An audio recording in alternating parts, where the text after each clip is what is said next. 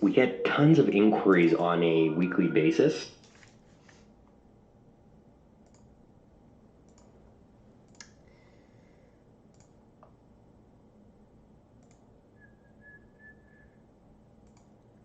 All right, guys, sorry about the sound there. Let me get my chat up here really quick, and then we will get into the stream here. Let me know if you guys can hear me okay. I'm using my original set of headphones. I was kind of using some crappy headphones the last few streams, so I just want to make sure you guys can hear me okay. Let's see.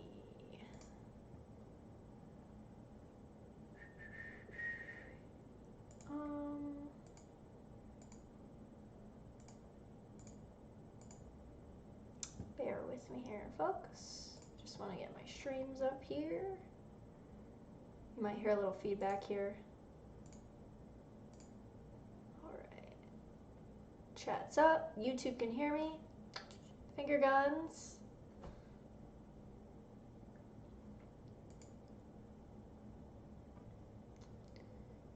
Alright. Let me pull up my chat real quick so I can make sure that I actually have you guys all together so I don't forget Periscope.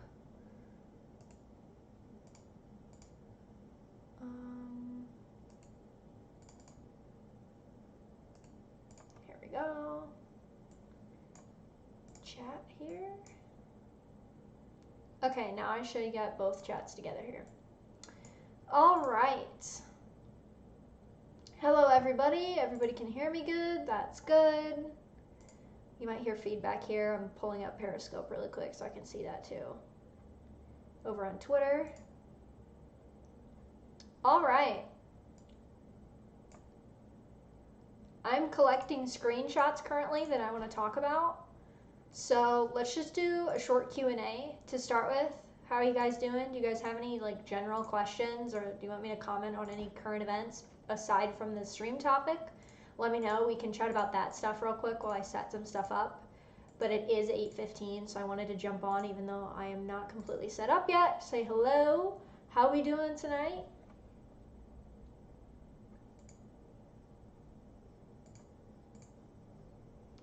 I also, just a general side note, for those of you who come to my streams, you know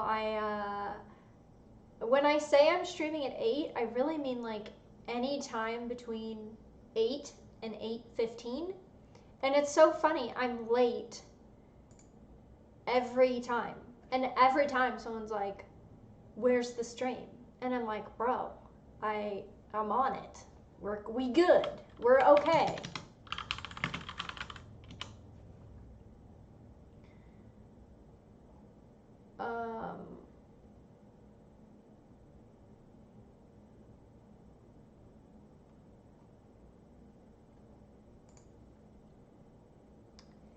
Yeah, I mean, come on, guys. I'm a woman. I'm not going to be on time. I'm going to be, well, not fashionably. I'm in a t-shirt, but hey, I'm late. Someone said, did you know Kelly Preston died this week? I literally have no idea who that is, so no. Is that an actress? I don't know who that is.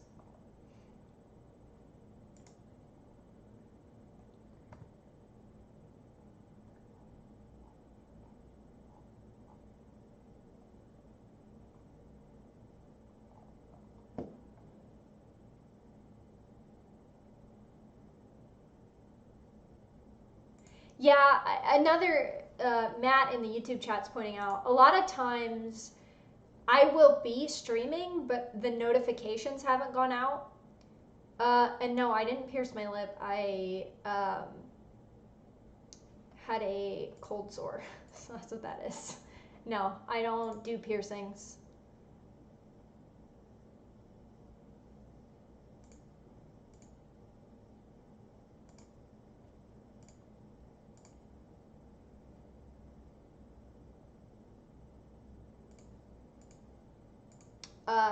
It actually, my lip looked far worse last Thursday, which is a big reason why I didn't stream. I don't like get dressed up for these streams, but I try to look semi-presentable, and my lip was really bad last week, and I wasn't feeling very well, so I just said, screw it, I'll just stream next Thursday.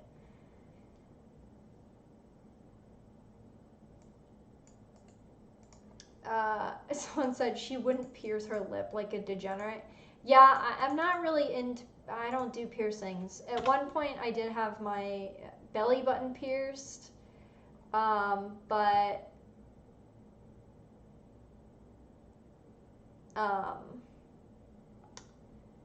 that was a disaster because I didn't know that I was allergic to nickel, and I had to take it out. It was like, I had to go on antibiotics because it was getting really bad. And I didn't even want one. My cousin wanted a piercing, and she wanted me to go with her, so I was like, I'll get one too, when I was like 17. And it was a disaster. So like, I actually don't even have my ears pierced anymore because I can't wear anything that's, I'm not really a big jewelry person anyways. Like, my wedding band is very dainty and small. I'm not a jewelry gal, so piercings just aren't my thing. So no, I did not get my lip pierced.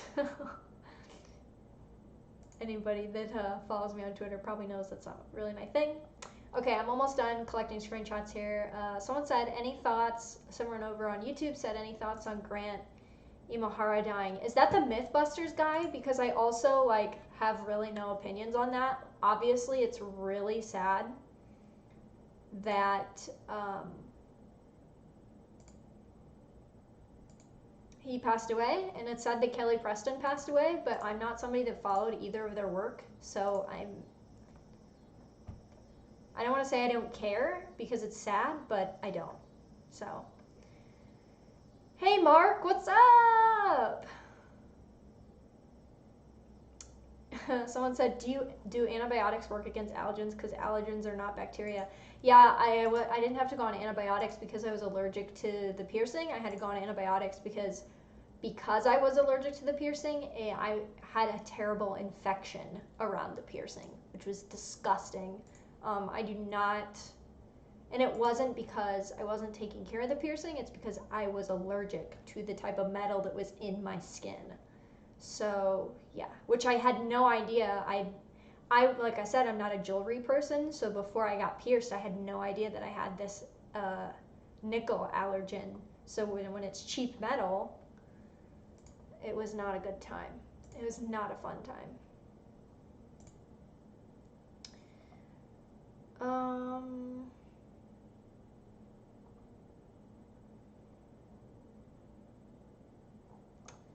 Okay. So, first off, I want to thank everybody. I'm not a person that talks about numbers a lot, though some people consider me a big Twitter account. Obviously, I only have like 2,000 subscribers over here on YouTube, I think, at this point. And I just hit 20K followers on Twitter, so I just want to thank all you guys for consistently coming to the streams, sharing out the streams, asking questions, following me over on Twitter, having conversations. It means a lot, and I hope that you guys are getting something out of these live streams, and I hope that even though I do a lot of joking around over on Twitter, hopefully you guys are getting something from following me over there too. And I just wanted to say thanks. Thanks for the 20K. Thanks for following me over here on YouTube. I really appreciate it. I know it seems silly, and anytime anybody talks about numbers, people are like, oh, they're so, worried about that kind of stuff. But I just think it's cool. It's kind of cool that 2,000 humans follow me on YouTube. I mean, I guess technically some of the followers could be bots because of how Twitter is, but it's cool that 20,000 people theoretically uh, follow me. And of course, for the people that don't have Twitter, I appreciate that you might not use other social media, but you come here to YouTube to watch me. That's really cool. So, thanks. All right, so that's enough beating around the bush. Let's see, I think I have all my screen grabs here. I know, oh, somebody said, somebody on YouTube said, where'd it go? Oh, Twitter will notify me if Bernie Sanders does a live stream, even though I don't follow him, but it won't tell me that Mac is live ever. Yeah, you know, YouTube notifications have been pretty wishy-washy for years now. I know some big content creators that I follow, I do not get notifications for, so I try to just remember when they stream. I have a couple people that I know I want to watch their live streams, and I just try to remind myself to check out their channel and see if they're live streaming, because I want to know. Okay. I think, let me scroll back up here. So obviously you can see that the title of this live stream is Libertarians and Culture. And I know that if you follow me, you're probably wondering why I'd be talking about this, because pretty much anybody that follows me knows that my Twitter, and even I'm going to be integrating some cosplay content into this YouTube channel too. And by that, I mean just question and answer. I'm going to be covering things that happen, some outrage in the cosplay and anime communities specifically. I'm going to start covering that type of stuff on this channel. And if it's not for you, totally cool. My Twitter has always been a blend of both. I do, as many of you know, just have a Mac and Liberty Facebook page, and then I have a Kenzie Puff cosplay Facebook page, which completely separates my costuming and my politics, and that's cool. I understand not everybody wants both. People follow me for various different reasons, and that's totally cool. I also, before I get into the topic here, want to make it clear that obviously, since I am one of them, I understand that not all libertarians are trash about culture. So don't be, tagging a bunch of people that, you can tag people, the video will get shared out more.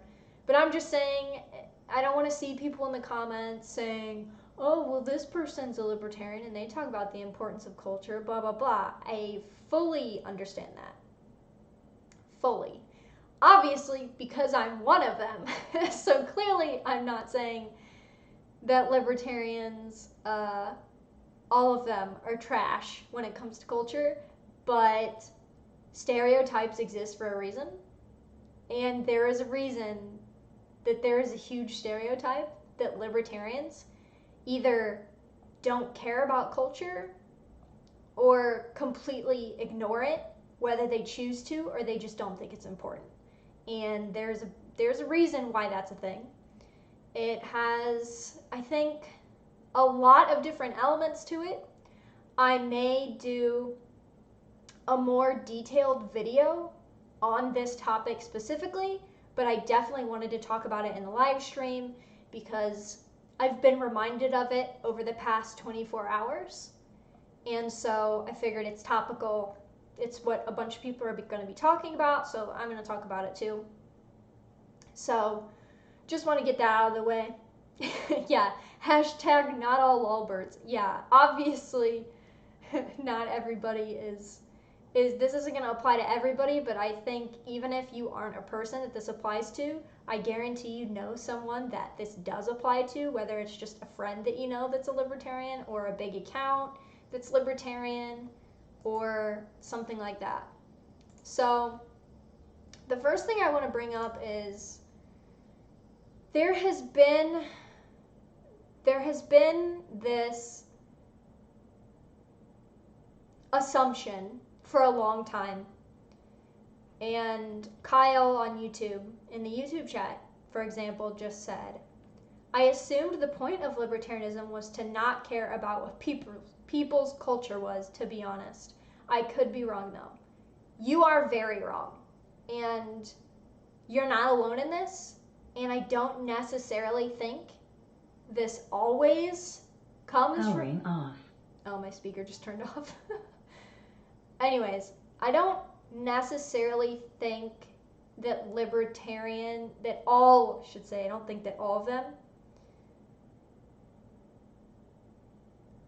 think that culture isn't important, but the fact that mainstream opinion, because this is mainstream opinion, this is why conservatives and even some leftists laugh at libertarians, because so little of the libertarian community, let's say,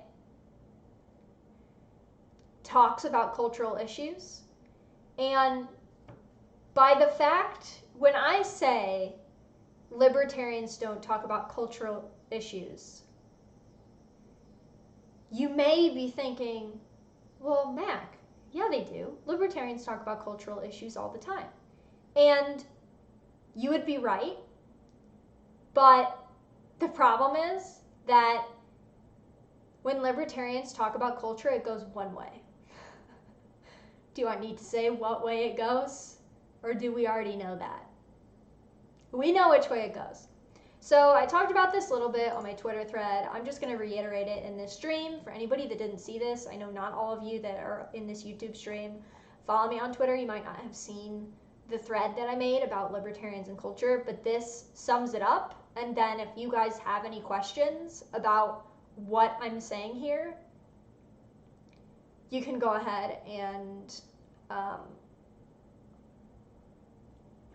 we can just go from there. So yesterday, I tweeted out a thread about libertarianism and cultures. And I said that culture is important, should not be a controversial thing to say. But for some reason, within libertarian circles, this is an extremely controversial thing to say.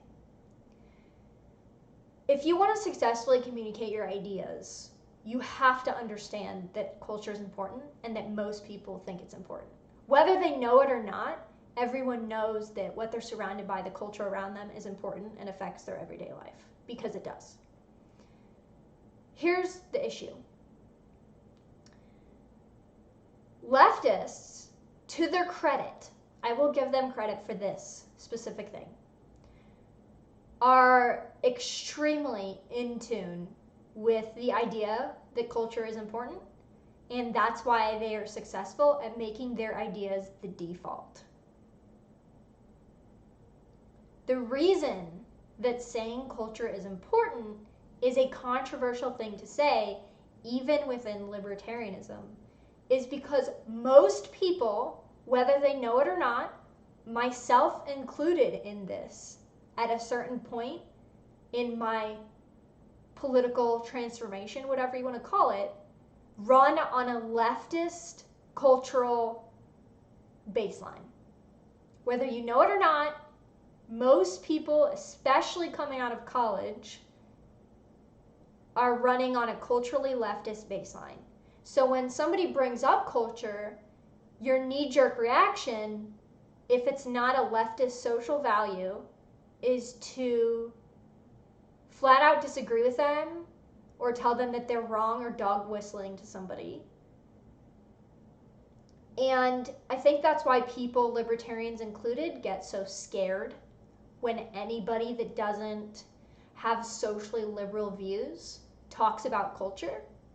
It's because they know whether it's a leftist and they're doing it on purpose and they know that they own culture, or whether you're a libertarian that's running on a socially leftist baseline and you're not, you might not even be aware of it, but subconsciously you have a knee-jerk reaction to push back against someone that's just simply expressing socially more conservative. I hate saying that, but basically anything that's not a leftist. We don't even have to say conservative.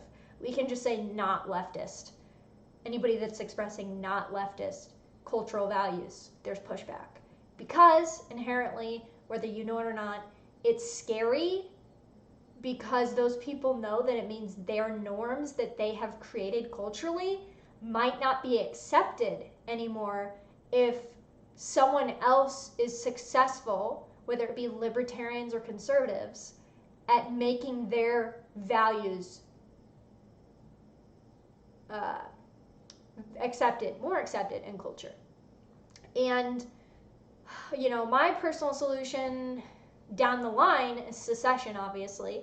And I think that's a huge reason why leftists push back against even the word secession is viewed as racist and all sorts of things. If you've ever talked about secession with someone, you know this. Even, I mean, peaceful secession, like down all the way down to the individual, is viewed as racist by some people. There's a reason for that. There's a reason why certain people who are culturally leftist want you to be forced to associate with people that you don't agree with. Your cultural values do not align with these people. But they also won't let you freely not associate with them. I'm not talking about being violent. I'm just talking about simply saying, I don't want to associate with someone, so I'm not going to, and I'm going to go over here, and you go over there, and we good. Even that's viewed as evil. There's a reason for that. So that's what my thread was about on Twitter. I'm going to go into, I found a friend sent me a great article that I want to point you guys to, but I'm going to kind of read your comments, what you guys have been saying thus far, and we'll get more into it. So, all right. I see you guys are memeing in this chat. Let's see. Okay.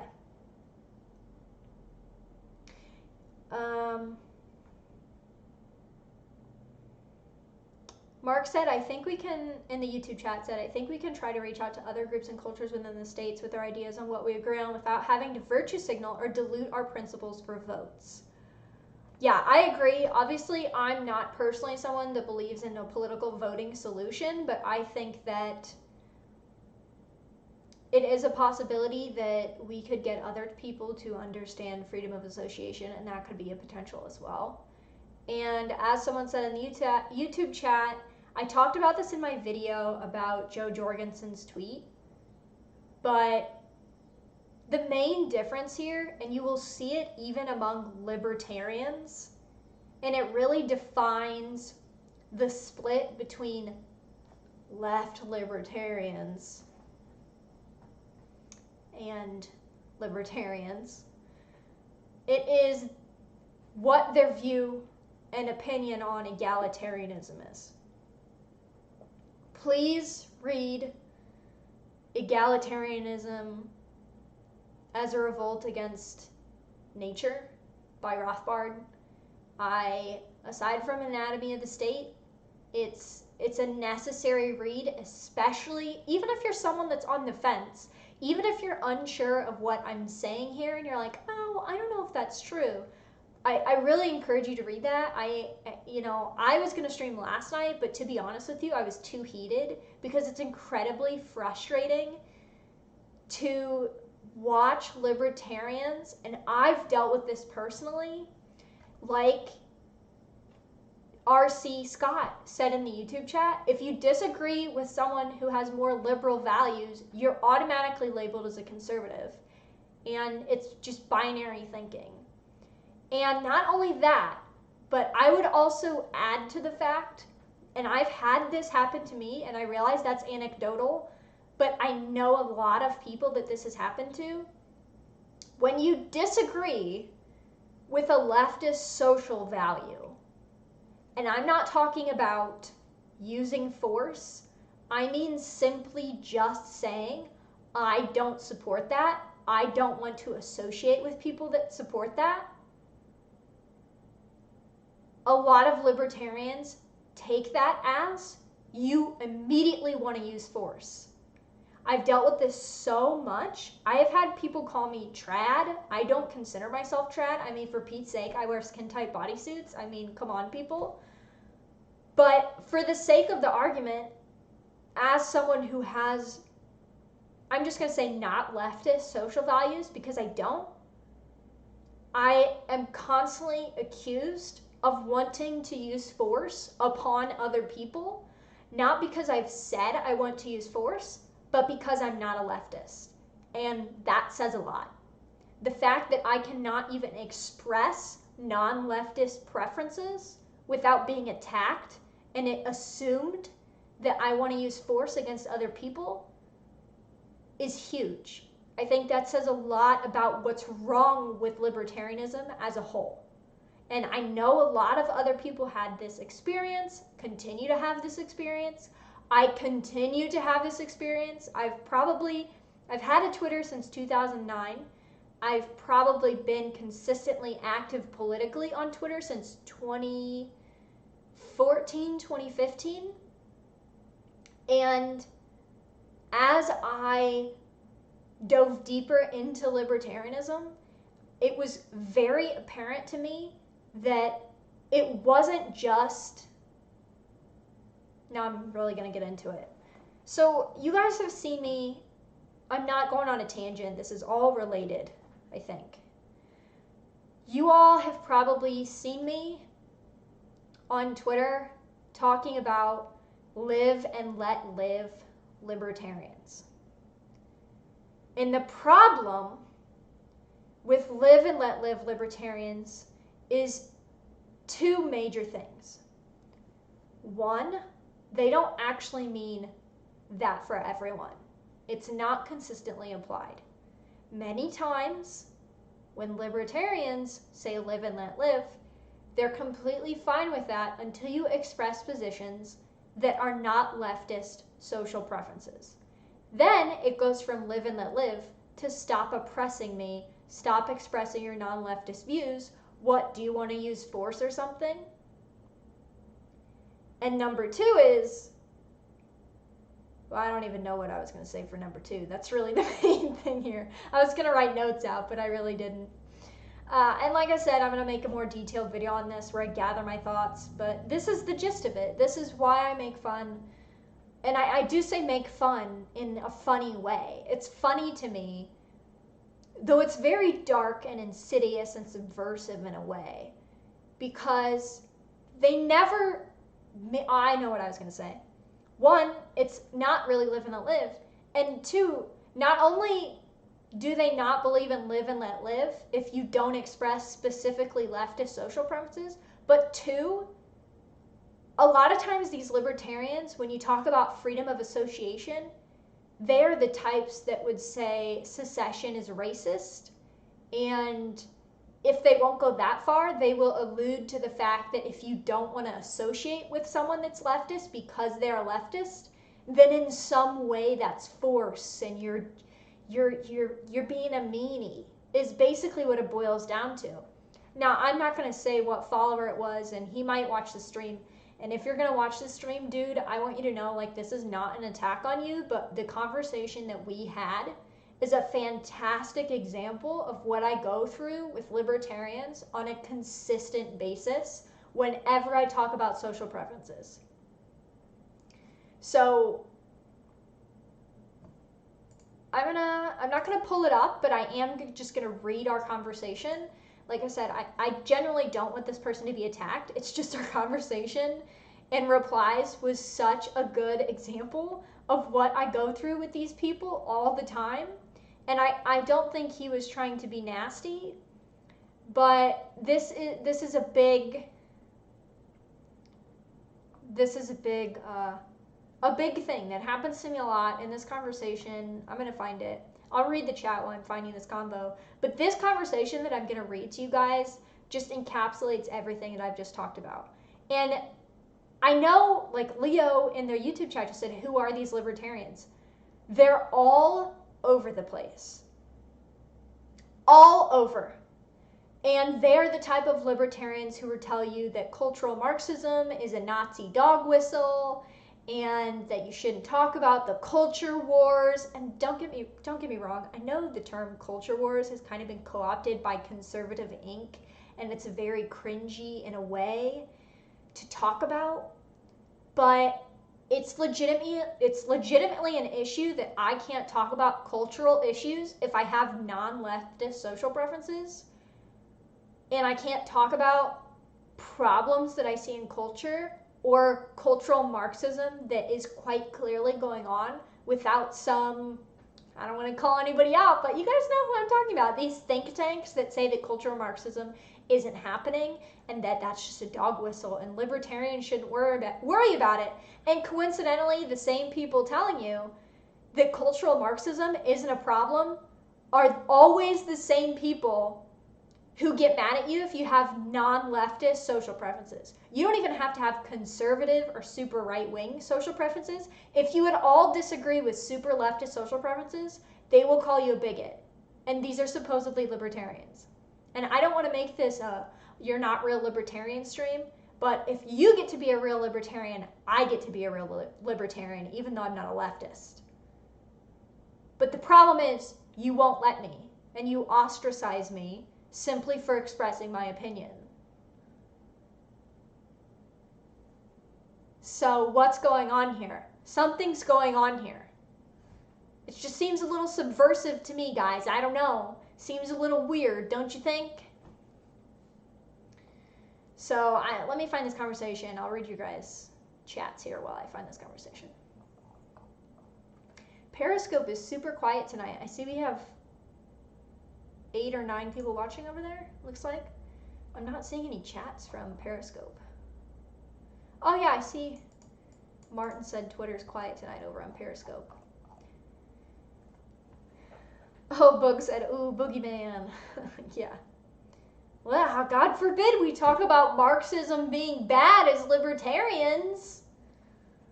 God, since when is that controversial to say as a libertarian? That's kind of weird, don't you think? Isn't it kind of weird that I can't even say cultural Marxism as a libertarian without getting called an evil right-winger and saying I'm not a real libertarian? Aren't we supposedly against Marxism? I'm confused. Are we not?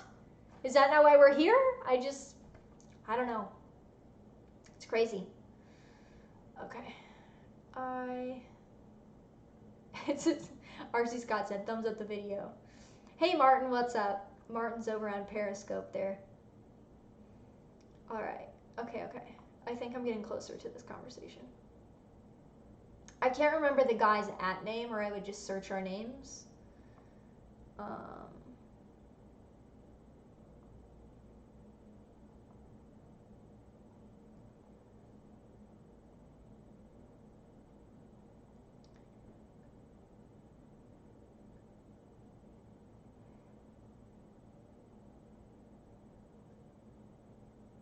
Scrub Agenda on YouTube said, my primary struggle in talking to people about libertarianism is dealing with people who view the label in this way, usually through experience. Completely. And I don't want to make this seem like that I'm only talking about this because I get crap, because that's not why I'm talking about it. That's just an example. I know a lot of people who, when you're trying to talk about libertarianism to somebody else, they have this idea of libertarianism that is so limp noodle that doesn't, basically a lot of people view libertarianism as an edgy kind of centrism. And I have even seen some libertarians describe themselves as moderate X. And it's like, you're a libertarian. What does that even mean? I don't understand. What do you mean moderate? I'm moderately for liberty? What does that mean? What does that even mean? Or are you not? I don't understand how you can be a moderate, like, aren't you just a centrist then? Which, I mean, you do you, but it's just, I don't understand. And that's how a lot of, I don't want to say normies, because it's kind of a cringe term at this point, but that's the best way to describe people. Like, when I'm talking to my husband's parents or my parents about libertarianism, they don't know anything about in inner circles in libertarianism and the intellectual side of libertarianism, and they genuinely view libertarianism as this weird centrist, limp noodle position. And it's highly annoying because libertarianism has so much to offer intellectually, I feel, beyond articles saying that cultural Marxism isn't real. It has so much more to offer. And that's why on these live streams, I recommend so many books, because I genuinely think, and I'm not saying it to sound pretentious or to suggest that I've read every libertarian thinker that there is to read. I certainly haven't. I'm learning all the time. But I encourage other people to do the same. But some people clearly aren't. And there's a really great clip. I wonder if I can play it for you guys. I wonder if I can find it. Because if I can find it, I'm going to play it. I'm going to play the audio for you guys.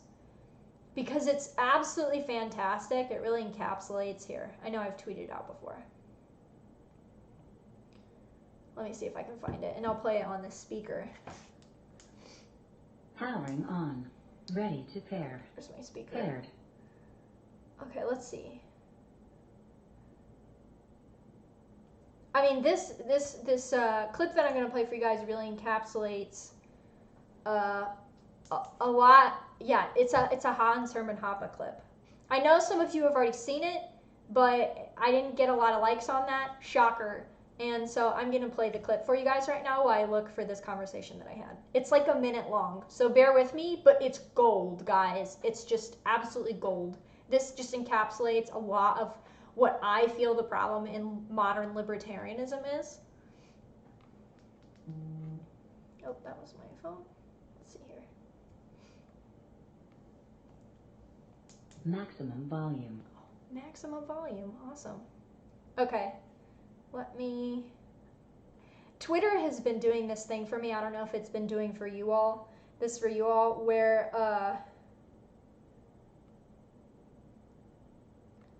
it doesn't... Okay, here we go. Rothbard used to be regarded as the founding father of modern libertarianism. Why did departure from the Rothbardian tradition of libertarianism happen? Because today, when you talk to libertarians in the West, what you face is that, there's more and more classical liberals calling themselves libertarians, and the Rothbardian tradition seems to... Does that sound good for you guys? I just want to make sure you guys can hear this, or I'm not going to play it. Could you guys hear what that was saying? Oh, is it super loud? Here, let me turn it down. Turn it down a little bit here. Sorry, guys. I'm playing this from a speaker, not like from my computer.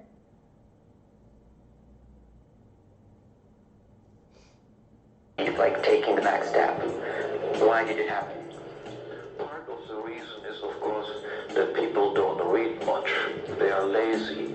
And the more acceptable version is, of course, the classical liberal version. The idea that the state is necessary somehow is so ingrained in the heads of people that they could not free themselves of that preconception. And the other reason is indeed the bigger this movement grew, the less was the number of people who actually read a lot of things. They were satisfied with just getting a few slogans, and that was enough. Okay, I mean, that was probably trash quality. I'll just link, when this stream uploads to YouTube, I will drop the link to this clip on my Twitter, and then I'll link the full interview, because this is a fantastic interview. Basically, to summarize what Hoppe was saying, the problem is that people don't read much. Those are his words. People, the bigger the movement grew, the more people were just kind of satisfied with learning slogans and not actually diving into what it means to say the things that they're saying and to stand for these ideas. So when you have people that just say things like taxation is theft, which is true, I don't want anybody to misconstrue that here, or end the Fed, or all these libertarian slogans that you hear, but they don't actually read anything to back up what they're saying, and they're simply satisfied with getting thumbsy uppies on social media or hearts on Twitter, and they don't look into what they're saying. They don't understand the intellectual history of libertarianism. This is what you get. You get a bunch of people that don't give a shit about culture, that don't understand what libertarianism is. They're just limp noodles. They're just kind of walking through life, not really knowing what they're saying, what they're standing for, not able to accurately describe it to anyone else, not concerned with property rights, simply concerned with looking good to leftists and bowing down to them because apparently we really need to get them on our side.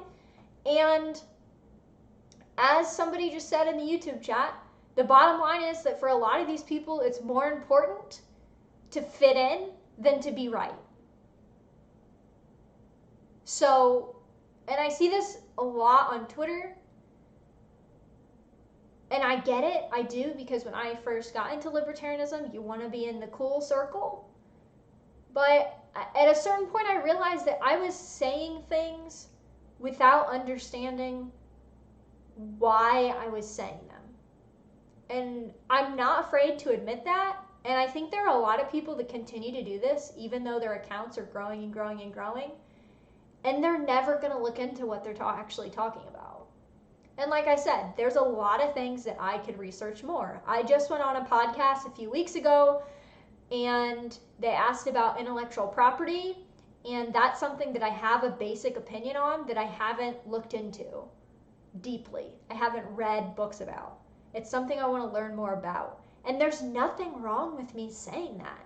There is something wrong with saying end the Fed and not knowing what the fuck is going on with the Federal Reserve.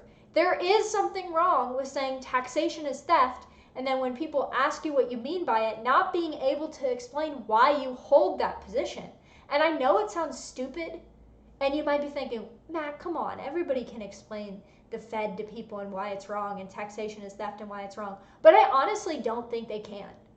And I unironically have talked to people that would be considered extreme by libertarian standards, and even though I don't agree with what they're saying, at least they can cite something more than a slogan and try to at least explain to me why they believe what they believe. And a lot of libertarians, quote unquote, cannot do that. They can simply just say their slogans and get a bunch of likes on Twitter and not actually know anything.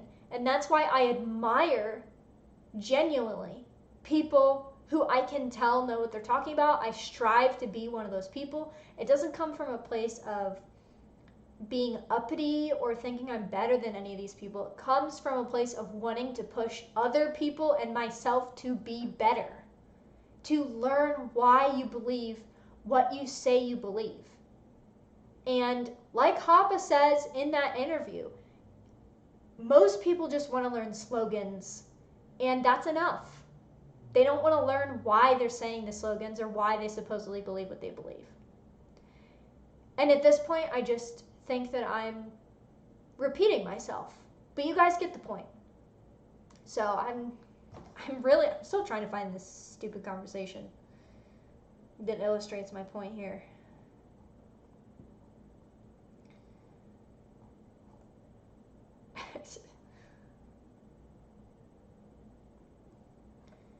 Okay, actually, I think I know what tweet this was in response to.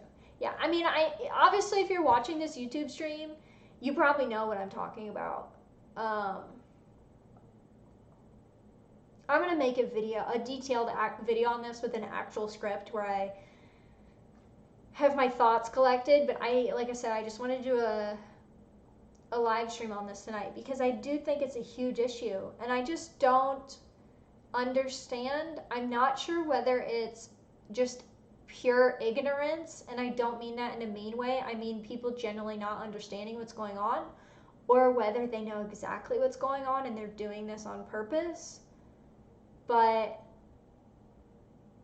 libertarianism is not going to get anywhere until we make cultural headway, or at least understand how the left has made cultural headway. because I don't think a lot of people do. Like I said, they tweet about these slogans, and to some extent I do understand why there's so much pushback against people who just say cultural Marxism, because I don't think a lot of people actually understand where that's coming from. And a lot of people like Conservative Inc. do just say, oh, we're in the midst of a culture war, yada yada, but they can't tell you what that is. They couldn't tell you the history of where that actually came from. And so it just goes really deep, and it's very frustrating. Very frustrating. And I know a lot of you have expressed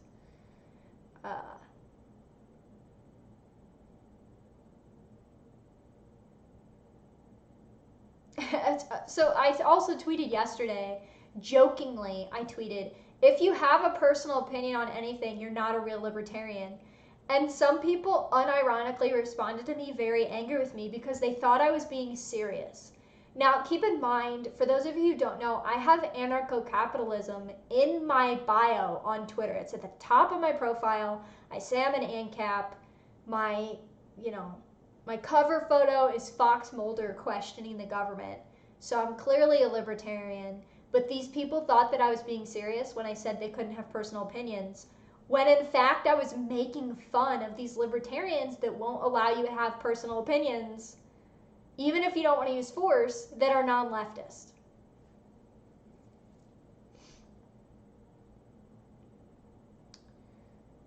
Okay, I think it was in response to this thread here.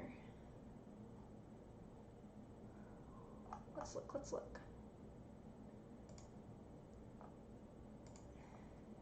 Okay, here it is.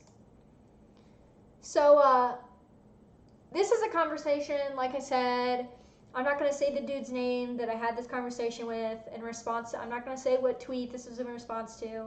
If you find it, don't harass this dude, like, it's fine. This is just a perfect example of what I'm talking about.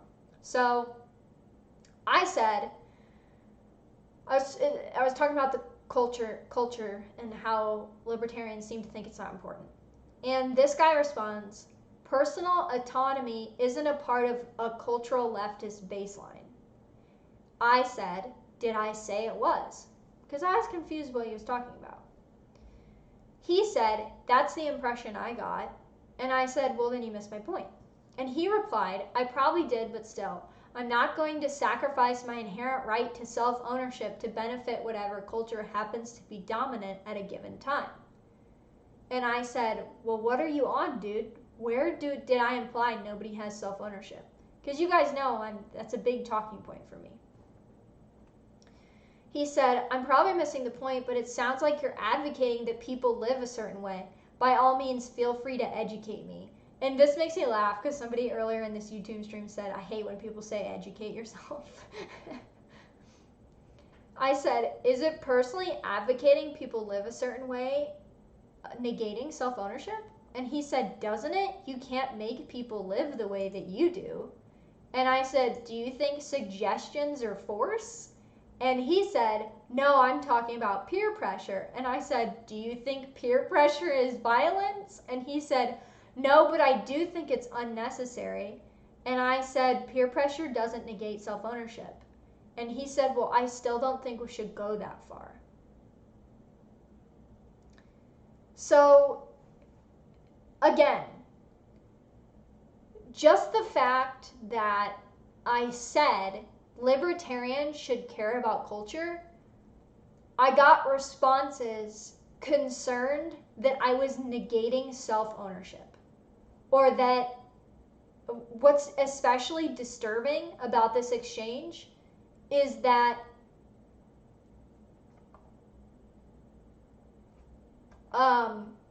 just the fact that I said, or that I appeared to be advocating or suggesting that it was okay to say, hey, we should live this way, that was an assault on self-ownership. But the problem is, this never seems to be taken as an assault on self-ownership when it's a leftist social position. It's always, oh, if you don't have a leftist social position, then you must want to use force against me. Or not even that, sometimes, like in this conversation, just the mere suggestion, hey, we should live this way, is taken as an assault on self-ownership. But it only, again, seems to be when you don't have leftist preferences. This is a huge problem. It's happening again and again. Apparently me saying, hey, I'm not cool with polyamory personally is an assault, and that's not what this guy was saying. This is just something that happened on Twitter the other day. And you can't say that because live and let live. It's not bothering you. If you think that the way families are organized has zero effect on culture, I don't know how to nicely say this. You're an idiot. Legitimately. Like, I've been really nice this whole stream, but I don't know how you can go through life thinking that the way that families are organized in any way has zero effect on culture or doesn't affect the spreading of ideas at all. How do you think ideas are transmuted throughout history? Not everybody is going to be a Rothbard or a Hoppe or a Mises and write long-lasting books that people continue to read. How exactly do you think you're going to transmute these ideas? But through the organization of family, but through families. To say that the way a family is organized has zero effect on one, the children, or two, culture as a whole is silly. And it's funny because the same libertarians that say that culture isn't important also make fun of conservatives for sending their kids to public school because their kids are going to be brainwashed. So if culture doesn't matter, then why does it matter if people send their kids to public school? If culture doesn't matter, why are we worried about campus culture on universities and diversity of thought? Why are you worried about any of that? Culture doesn't matter. Who cares? Live and let live, bro. It's never going to affect me. It's basically to ignore cause and effect, to ignore the dominoes that are clearly falling in our culture, and to say, whatever. Like, do you guys, like, not have family that you care about? Or anything like that? Like, even if you, like, I don't have kids. I do have other family members. I have cousins. I have a brother. I have a nephew. I have people that I care about in an extended family. And to just go, meh, who cares? It's never going to affect me. It doesn't make any sense. And I just don't believe that people can be that ignorant. I think a lot of these people know exactly what they're doing. And it's a specific type of nihilism too. And just because you're that way doesn't mean you have to drag everyone down with you, but you are. You're dragging everybody down with you by saying that culture doesn't matter, by making people think that libertarianism has nothing to do with culture. You know, I just don't understand. I just really don't. I don't get it. It's this nihilistic, I don't want to sound like Jordan Peterson, but to some extent postmodernist. It's just, I don't understand. I really don't. Especially if you're someone who does have family that you care about. But I mean, even if you're just a single person, just like making your way through life, trying to have a good job, trying to just provide for yourself. I just genuinely don't understand how you could ignore what's happening and think it has nothing to do with culture and say, who cares? I don't. So, hey Caitlin, what's up? Caitlin, just get into the good part. So I want to reference this article a friend sent to me from Mises.org, of course. This is from October of 2018.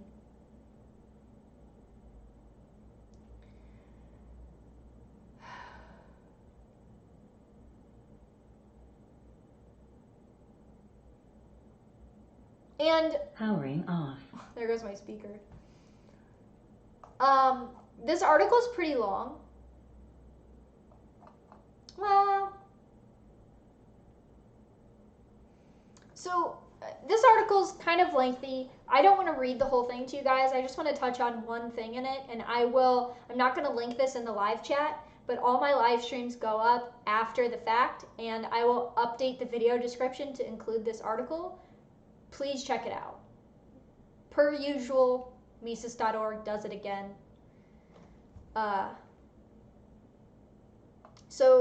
This article was written in October of 2018. So keep in mind all the things that have happened since 2018.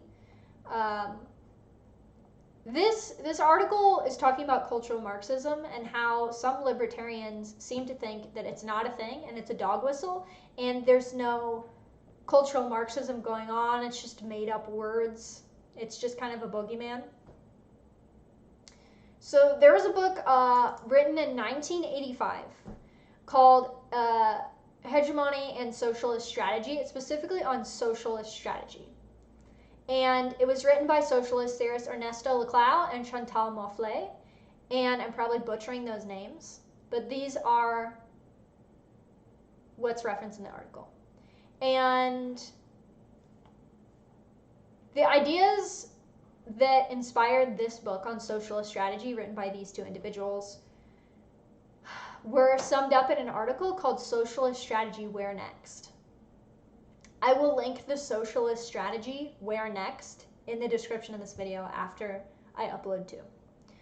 So that article written by these two socialist strategists, what they're proposing, starts with the author saying that, quote, socialist political struggle was occurring in a new landscape. They argued the traditional discourse of Marxism centered on the class struggle and the analysis of economic contradictions of capitalism have great difficulty coming to terms. So basically the article that these socialist strategists wrote is talking about what they need to do to make socialism more palatable to people beyond just a class struggle. And they come up with a very interesting solution that if you know about this stuff, you guys already know this is a thing. You guys are probably intelligent, but not everybody knows this. So basically, they come to these two socialist authors talking about socialist strategy in this article in this book that they wrote, come to the conclusion that the desire that they have is to, quote, incorporate new political subjects, women, nationalities, racial and sexual minorities, anti-nuclear and anti-institutional movements, etc., into a socialist movement traditionally that only identified people by class. So weird. It's almost like inserting race and sex and intersectionality and all that along with Marxism and linking socialist identities and identity politics to talk about economic exploitation and how socialism is the solution for it has been the plan for a very long time. Weird. And over the past year or so, you guys see this. Well, really since 2016, honestly. And I mean before then, but really it has kicked into high gear. You see people pandering to these groups, libertarians included. I'm sure I don't need to reference what I'm talking about here. So the authors go on to say of this book from 1985 in this article that came out later on, quote, these new political subjects, women, students, young people, racial and sexual regional minorities, not only cannot be located at the level of relations of production, on top of this, they define their objectives in a radically different way. Basically, what these socialist strategists sought to do was to align Marxism with racial, gender, and sexual orientation struggles. And they included women in this too. So that is why I see people, especially when libertarians talk about blank rights, like I'll use women's rights. When I see a libertarian say that, I'm like, oh, they gotcha. They gotcha. I'll link this article. It is clearly this is a thing that's been going on for decades, longer than that really. And the fact that some libertarians will unironically stare you in the face and say there's no such thing as cultural Marxism while promoting, whether they know it or not, because like I said earlier, leftist social preferences are the baseline. So they might not even know that this is what they're promoting that sort of thing is incredible. Honestly, credit. And I was actually talking about this with my husband before I got on the stream. We were talking about, let me see.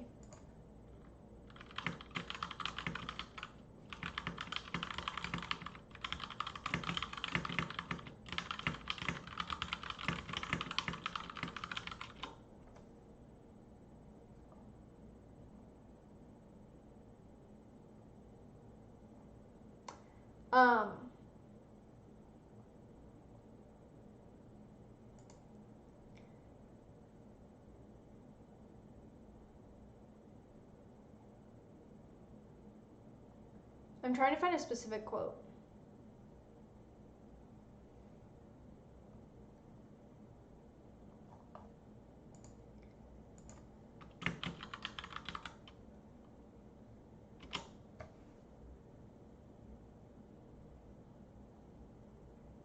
I can't find who said this, but my husband and I were talking about how one of the easiest ways that people have been manipulated into believing this is that they think that they've come up with this idea themselves. So when libertarians try to specifically pander to women or minorities or whatever group, they think that they came up with it. They think that they're being progressive. I know that word is kind of, they really do think that they came up with pandering to these people, even though people do it all the time. Conservatives do it too. And one of the ways that Marxism has been so successful, and this is truly a way to make people so easily manipulated, is to persuade people that they have come up with the idea by themselves. So if you tell someone this is what you should think, you're going to get some resistance. Honestly, these days, probably not a lot. Most people are just willing to be like, sure, you're right, I should think that. Or you can put them in a system that tells them or teaches them to think that way and teaches them that that's the only correct way to think. And then they can graduate from that system and go to another system that they think that they have to do. And then they get a piece of paper and then they go on Twitter and that they think they're radicals because they came up with this brilliant idea of socialism and that's what we should do. And they think it's really radical and they think that they've come up with it themselves, not realizing that they've been quite literally conditioned into it. And one of my friends had a really good tweet. I retweeted it earlier. He put out, let me find it. It's really funny. This is obviously, like, that's what people think, but it's like, that's not radical. That's just, it's literally not radical to just talk about that. Like, I don't think libertarianism, I don't even think anarcho-capitalism is radical. These ideas have been around for, oh, here's the tweet. He said, He said, wait, you're a late 20s college graduate who lives in the city and you're really into leftist politics? Oh, wow, that's so interesting and different and very cool. How did you manage to arrive at that position? Wow, you must have really had to do a lot of work to end up there. Oh, hey, Vara, what's up? Vara, am I saying your name right? Vara said, I didn't know libertarians had a culture, not gonna lie. They don't, and that's what the stream's been about. It's actually something we probably agree on.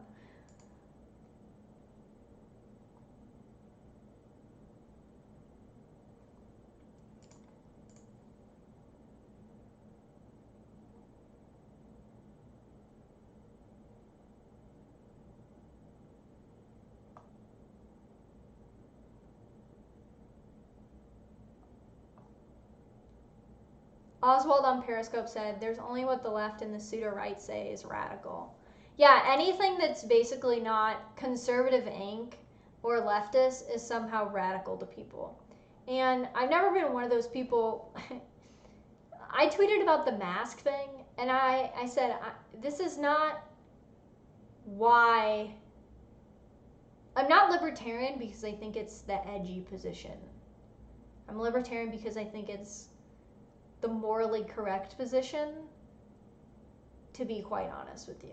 And even some libertarians would take issue with me saying that I am a libertarian because I believe it's the moral position. Caitlin said, I'm in TPUSA. It's kind of a big deal. Yeah, I don't want to get started on the mask thing. If you guys, we'll just go to Q&A. I'm going to get off here in probably 10 or so minutes. Well, probably sooner than that. It's almost 9:30 here. I pretty much said what I needed to say. I'll link this article to you guys. I'm going to make some show notes here. Really quick.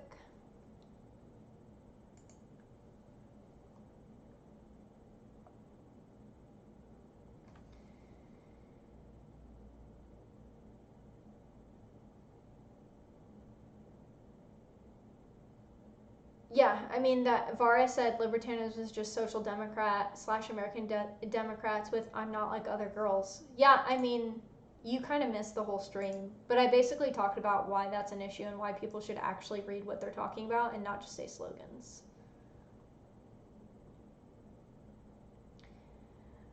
Somebody asked, do you read any paleo websites like American Conservative Magazine? No, not really.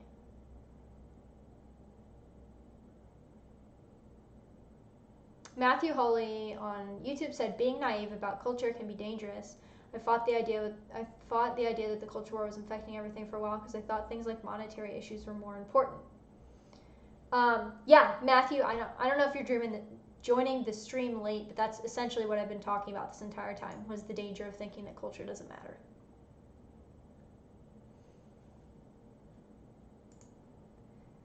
I think so. I'm taking a Twitter break this weekend from probably Friday night to Sunday night, and I'll be back on Monday. I have some cosplay projects that I want to get up. I want to take some pictures for you, and actually get some new cosplay photos up and make a few videos for the channel that I'll be putting out over the next week or so. And I want to get that stuff done. I want to start to be more productive. So I'm probably going to once a month take a Twitter break on a weekend, put out a ton of content. So you guys will be seeing that. I have a cosplay Q&A video, and I also want to get up a video about libertarians and culture and expand on my thoughts on this and have basically a video that I can say exactly what I was trying to express here and where I can actually link actual articles and stuff. So I guess thanks for listening to my rambling rant. I think there's a huge problem with not allowing people to disassociate. I think there's a huge problem with libertarians thinking that culture doesn't matter, and the problem is it's not just that libertarians ignore culture.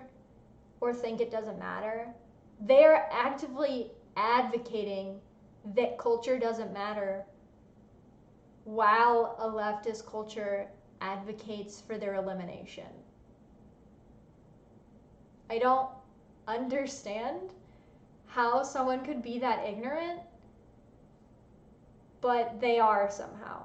And I'm not saying that to be uppity, I'm saying it because it just blows my mind that while something is happening, libertarians can just stick their head in the sand and say, no, it's not. Stop dog whistling to right-wingers. It's absolutely happening. And you guys are contributing to it by saying that culture doesn't matter. Hilarious. And I don't want anybody to take this live stream as me saying other things don't matter. For example, Matthew's bringing up monetary policy. Yes, monetary policy is huge. I talked about the Fed a little bit earlier on this, and that we need to understand what's going on.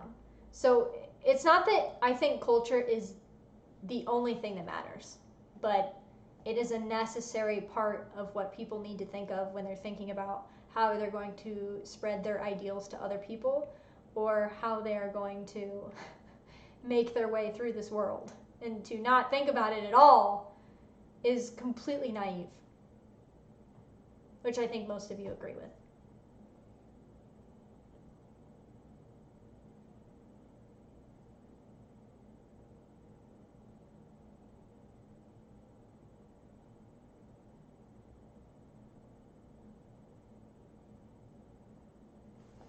Somebody asked if I am watching the Mises U 2020 lectures. I have. I am watching. I've been watching Mises U 2020. I have. I paid for the $20 to watch it on. I think it's $20 to watch it online. There's been great speeches this year. I shared somebody's speech earlier. I think maybe I didn't retweet it. Somebody, I think it was somebody did a speech on entrepreneurship. That was really, really good.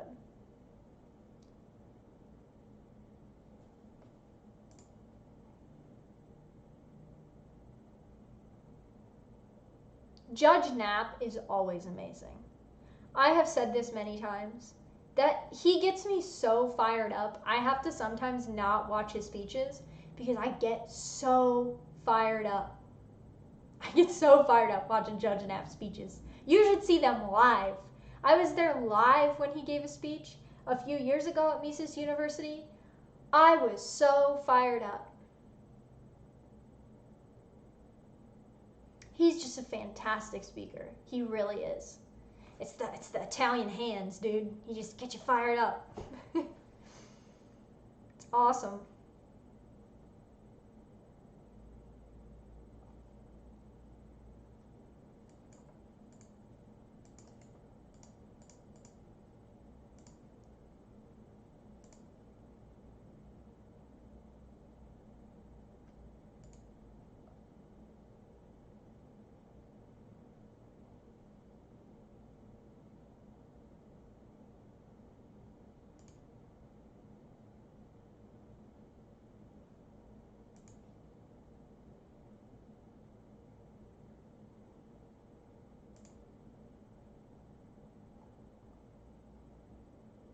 Oh, is the LP convention going on right now too?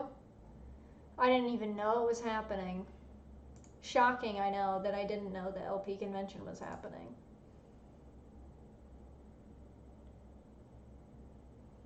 Caitlin said that's me listening to Tom McDonald. He's such a dork.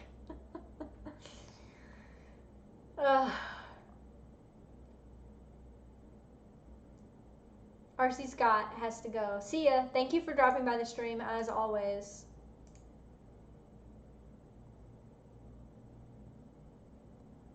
See you, Cody. Cody's hanging, peacing out too. I saw I had somebody from England on the stream earlier. I rarely have my European followers on this late. I don't know what time it is there.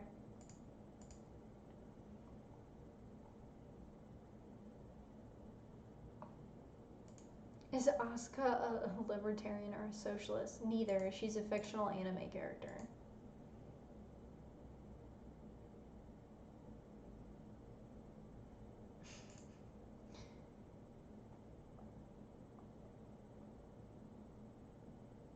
Read that story. I know, I need to read your story, short story you sent to me.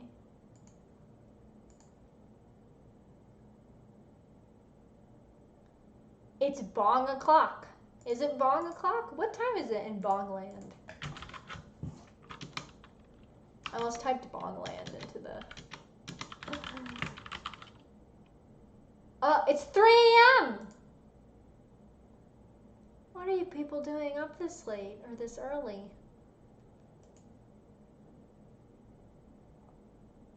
Jeez.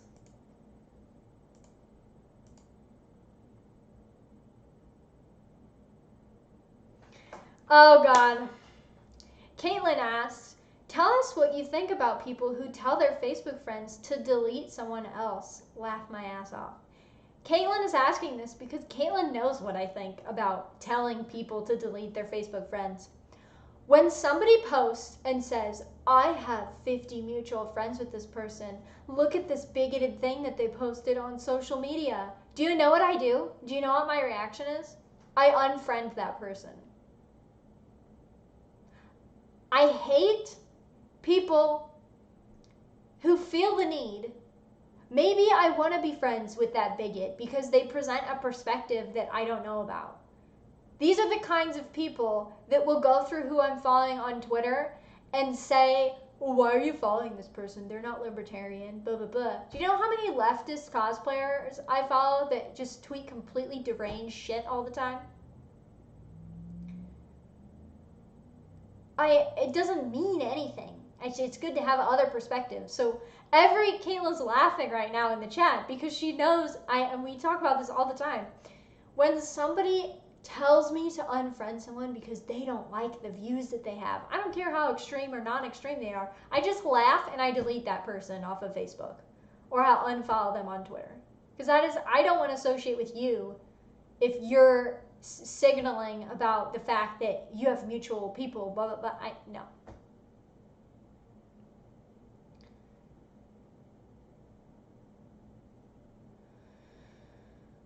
We have another UK person, Night Shift. Hey, what's up? I saw it's 3 a.m.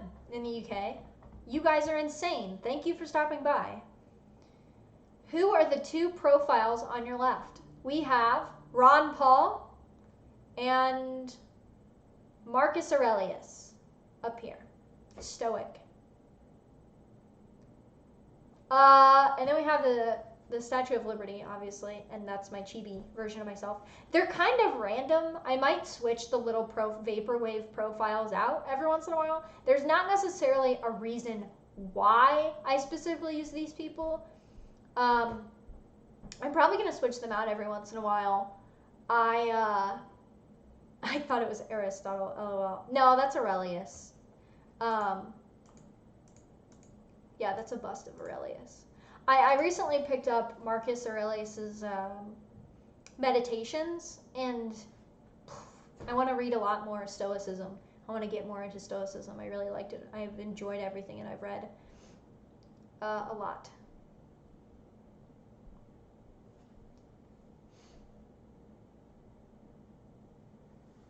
"9:30 a.m. here."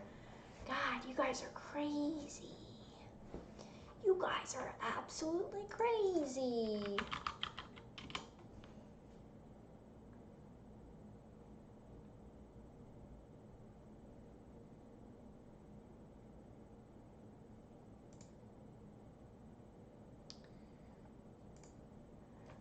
Somebody said, what is Stoicism? I'm just getting into Stoicism, but I guess the best way that I could describe Stoicism to somebody that doesn't know what it was is that it's basically it's very centered around self-discipline and virtue and what it means to be virtuous and self-disciplined. That's a very normie description. Like I said, I'm just getting into Stoicism and more Stoic philosophers. I'm enjoying them a ton. So far, I plan to pick up more books to read. I've only read a little bit of Marcus Aurelius at this point, but I would have highlighted the whole thing. So I just had to like make a note on my phone and type out all the quotes that I liked from the book because it's very, very good. Oh God. The fact that you just said it, so it's basically the OG Jordan Peterson triggers me, but I mean, I guess you're not wrong, but that's kind of a slap in the face. They're much better.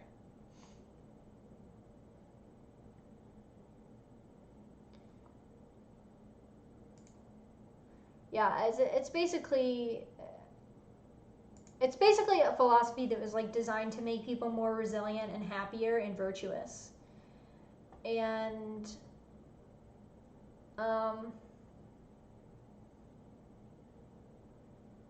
I've really enjoyed everything that I've read so far from Stoic philosophers. You're fine. I mean, I understand that's the first thing people would go to. Someone said check out Seneca too. Yeah, I actually posted a tweet asking for recommendations on Stoic philosophers and books that I should read, and I got a lot of good recommendations. Seneca was included. So I will be slowly picking those up.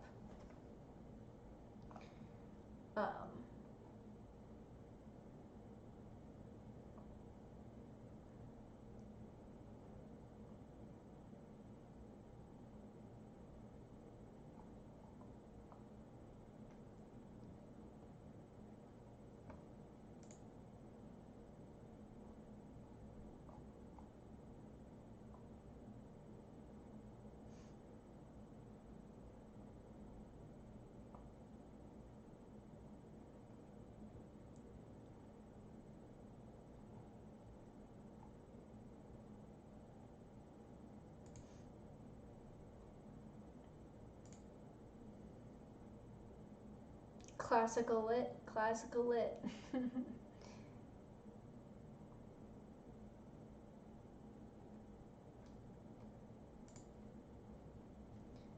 Jade on YouTube said, maybe I misunderstood it, but I thought Stoicism to be aloofness or apathy. Maybe that's what it's confused for much of the time. I've never heard anyone confuse Stoicism for that, to be honest with you. And from what I've read so far, like I said, I'm a newbie to reading this stuff, but it's the exact opposite of that. It's kind of, at least Meditations by Marcus Aurelius is really more about making sense of things, organizing your own mind, self-discipline, parsing out virtue, what it means, things like that. Which is not really aloofness to me. To me, it's the opposite of that. It's becoming, reasoning why things are where they are, coming to terms with them, things like that.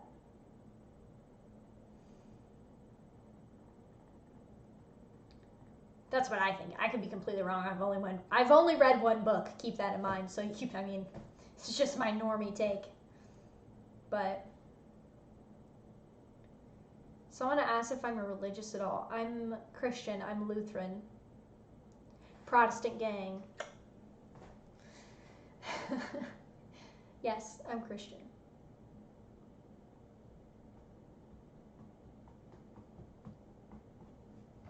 I actually just posted 3 books that I'd recommend people to read in 2020. And they're not current events books.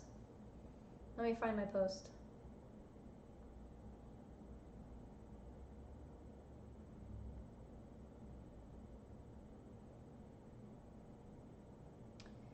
The 3 books that I recommend people to read in 2020 if they haven't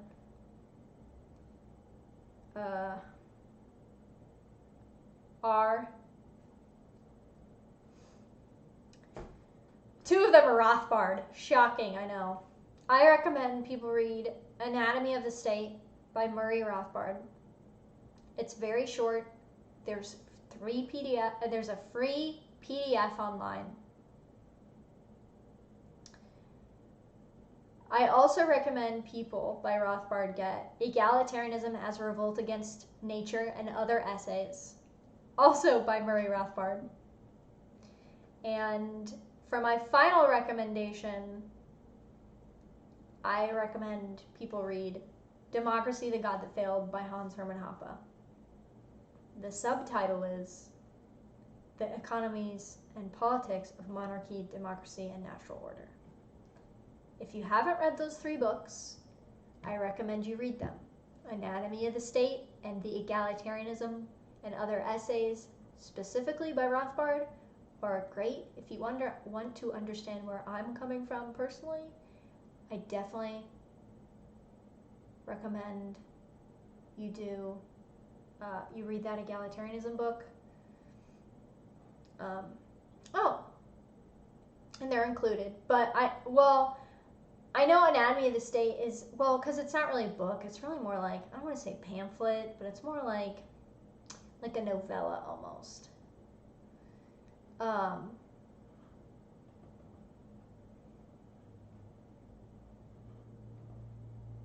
A Theory of Socialism and Capitalism is very good too. But those are my recommendations, so.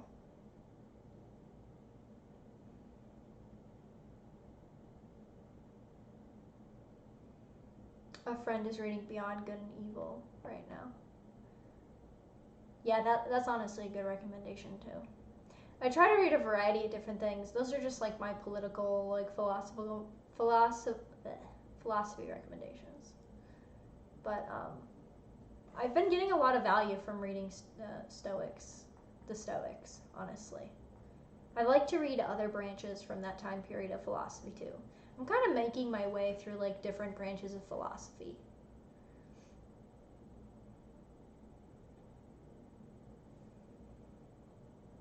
Bastiat is good too. One of the first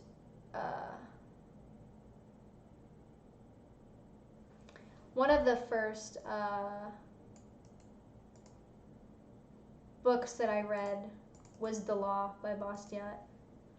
I read it on a plane to DC.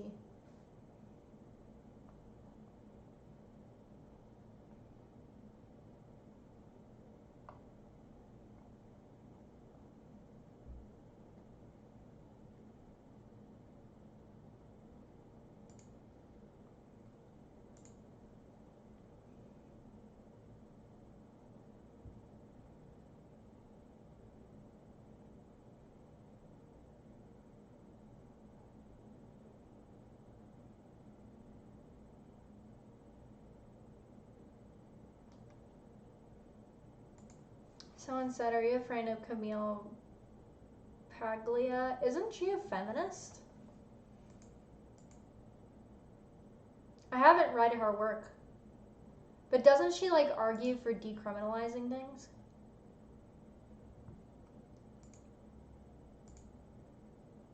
Like specifically prostitution and drugs and stuff? I'm not super familiar with her work, so I can't say that I'm a fan. Matthew Hawley, to DC, the Den of Vipers and Thieves. What were you flying there for, Yao? Yeah, I was flying there for Young Americans for Liberty. I've been to DC 5 or 6 times over the years for Young Americans for Liberty and various other political conferences.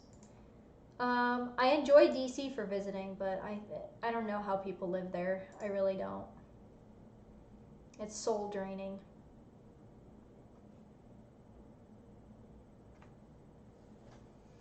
Someone said, have you bought any guns lately? Nice try, FBI.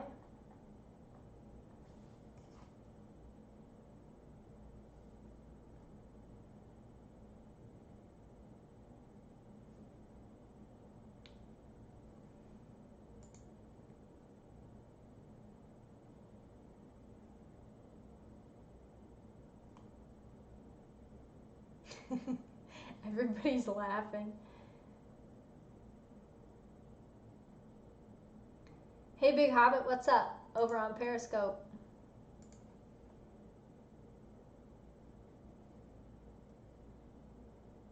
Glow Boys in the chat. Glow Boys in the chat.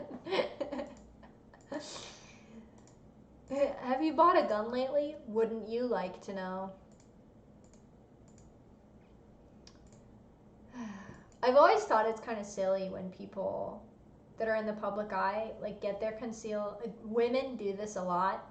Women will get their concealed carry permit or whatever. They'll buy a gun and then they'll post pictures of where their holster is on their body, what kind of gun they carry, all that, like on their body and where they carry it. And I'm like, what are you doing? Why would you post like where you carry your gun on your person? I don't understand that. I get like you get thumbs up for it, and like I'm not saying if I go shooting I'm not like gonna post a video of it or something, but like to show like where you're concealing your concealed carry just seems silly to me. I love how the chat's just freaking out. If you want to start a Young Americans for Liberty chapter, boy are you in the right place. I used to be a state chair for Young Americans for Liberty. If you want to start a chapter at Penn State, the best thing you can do is, let me make sure this is still their website. I don't want to like tell you the wrong website to go to. Yes, you want to go to yaliberty.org and find their staff section and find out who is your regional director and reach out to them. They also have a list of current chapters on their website, and I think actually I'm pulling it up right now for you. What you can do is you can actually go to yaliberty.org/chapters and let's see, Penn State.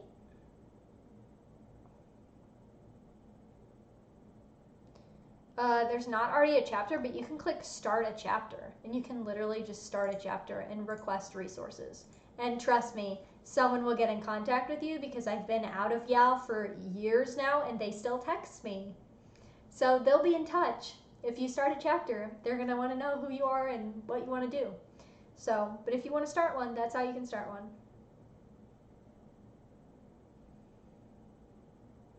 Like they literally text my husband.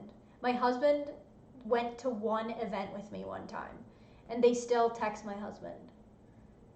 He was never even in Young Americans for Liberty. I've just started blocking their numbers, and I know that sounds really bad, but I do.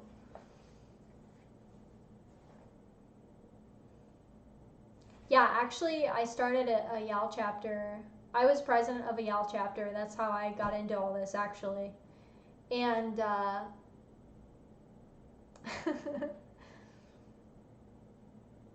there wasn't even a Young Democrats or Young Republicans chapter on my campus. My campus did not care about politics, at least when I started.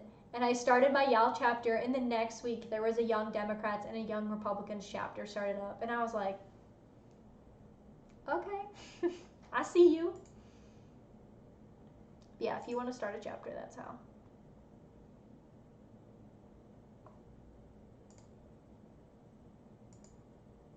All right, well, it's nearly 10 p.m. here, so I'm going to hop off of here. Thank you all for sticking with me. I know the stream was a bit rambly. Apologies for that. I tend to ramble when it's things that I really care about, and I need to fix that. I meant to write some notes for the stream, but I just figured I'll make an actual structured video on this topic.